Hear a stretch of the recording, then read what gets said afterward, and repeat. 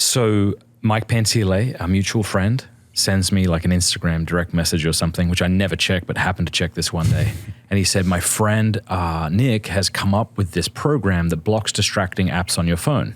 Yeah. And I thought, like good for him. That's but I'm almost certain it doesn't work because I've tried every one of these things, right? And he said, well, no, he thinks it definitely does. I'm like, of course he thinks that, And he said, well, would you be interested in meeting with him? I'm like, sure, yeah. And so I forget where you were or whatever, but you swung by the studio to show me this. I don't want to bury this, so I want to say it right up front. Shift, what's the URL? Shiftyourphone.com. Shiftyourphone.com. And I was shocked that it worked. And it's been such a blessing to me and my family. So I'm really grateful to you. Yeah. So I know we're going to get into all the details about this and why people should be interested. But just so people know, I mean, for years I've been talking about how I hate and love the internet, how I need to leave internet land to like dedicate my mind to study because I can't seem to live in two worlds at once. But this blocks all distracting apps from your phone, and there are 0 workarounds. And it's been a game changer for me, and I'm really grateful. So yeah, I remember your reaction of like, yeah, but it probably doesn't. And that's the correct reaction. Good. Okay. I hope it wasn't insulting. Yeah. No, not at all. No, it feels good. It feels like we're doing the magic trick that we set out to do. Because there's always a workaround except for Shift. So yeah. So yeah, we can get into this. Sure, yeah. Why did you ever get into the business, or why did you have the desire to create something that would block distractions from your phone? So yeah, I am a filmmaker by trade. Always wanted to be. I have no technical background whatsoever. Never wrote a line of code. And by God's grace was freed from a porn addiction for a couple of years. Still while being, I would say, classical theist, but not in the church. I was raised Catholic, left the faith, was a vehement atheist, thought I was the smartest person in the room for several years. Can't imagine everybody consuming the opiate of the masses that is religion. Destroyed my life, my happiness, very, very tragic effects on my spirit. And I actually have the journal entry because I journaled for about 10 years, 2015 to 2025. And I have the journal entry of like very shortly after I lost faith, the concept of without God, everything is permissible kind of came into my mind, and I had no defense against it. And immediately following that was porn. Mm-hmm. Now I had encountered pornography when I was 11 by accident. That porn companies will buy up domains that are similar to domains that people tried to pursue. So I think I typed in YouTube, the letter U, tube, instead of YOU, and boom, there it is. But it wasn't until years later, after I left the faith, that it became an issue. But through, again, God's grace and I guess just some natural virtues, I was able to kick that for a couple of years, maybe 2 years, something like that. And one night I was going to bed and I just asked myself the question, what would I pay every month to remove self-control from the equation regarding pornography?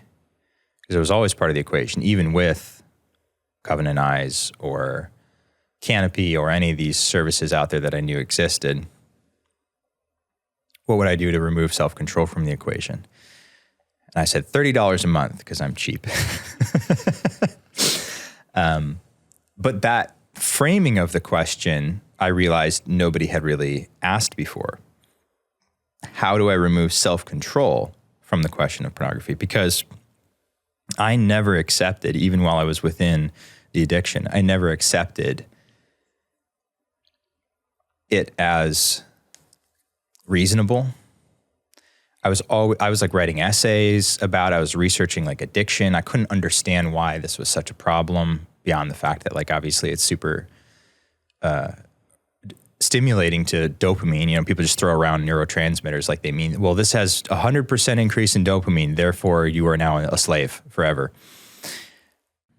Hallow is the #1 Catholic prayer and meditation app to deepen your spiritual life anytime, anywhere. Go to hallow.com/MattFrad to get the first 3 months for free. And I was just desperately for years, trying to understand this. And the drug language around porn was obviously salient. Everybody was kind of using it. You know, Your Brain on Porn did a lot of good work on that. The Great Porn Experiment is a TED Talk. I recommend Gary people Wilson. watch Gary Wilson, Yeah, Great Porn him. Experiment. Yeah. And I thought, well, if it's true that this is a drug, we're approaching this so stupidly, right? Because swap it out for a drug, say cocaine, and you're telling people, I want you to bring a bag of cocaine with you and keep it in your pocket. I want you to have a pile of it sitting on your coffee table. I want you to have some on your bedside. And I want you to only watch movies about cocaine and then never do it. Yeah. Right. Just be strong. Just be strong enough. Just reject the thought. And I saw an Instagram reel of a priest saying, the if your eye causes you to sin, cut it out. He says, if you're watching porn on your phone, get rid of your phone. I'm like, yeah. If you drive to the liquor store, just get rid of your car. What are you doing? You're not helping anybody here. And you're also demanding, not just this priest, but like the religious right who has been for decades trying to address the porn question, has been, in my opinion, unfairly castigating the victims. I believe that to a large degree, porn consumers, at least at first, are victims.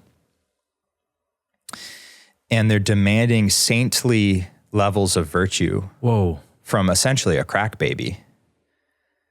You come into this world addicted, very nearly come into this world addicted to porn. I mean, 11, 8, now it's 8-year-olds are addicted to porn. Yeah. 7 or 8. Mm-hmm. And that was before the internet, so. Yeah.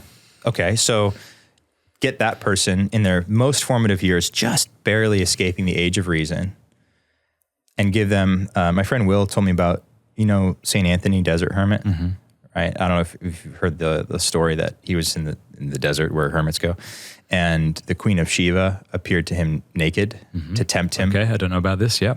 Yeah, and because he was like a man against lust. That was sort of like his niche of holiness, was to combat lust. And so the demons manifested the Queen of Sheba naked to him. And it's like, that sounds tough, but imagine being 8 and having whoa, yes, 4K sex acts. 500 women, 5 million women, way hotter than the Queen of Sheba. Probably. She was probably ugly. I mean, maybe she was beautiful. Teeth were definitely better today, Wow. At 8, and you're telling that kid when he's 15, just be chaste, put it down. It's like, all right, we're coming at this completely the wrong way. And so, I was asking myself, what would I pay? What should one pay? Is there a way to just subtract self-control from the equation? Is it even fair to ask of people self-control? Like, there was a recent conversation between Peter Hitchens and Matthew Perry from Friends.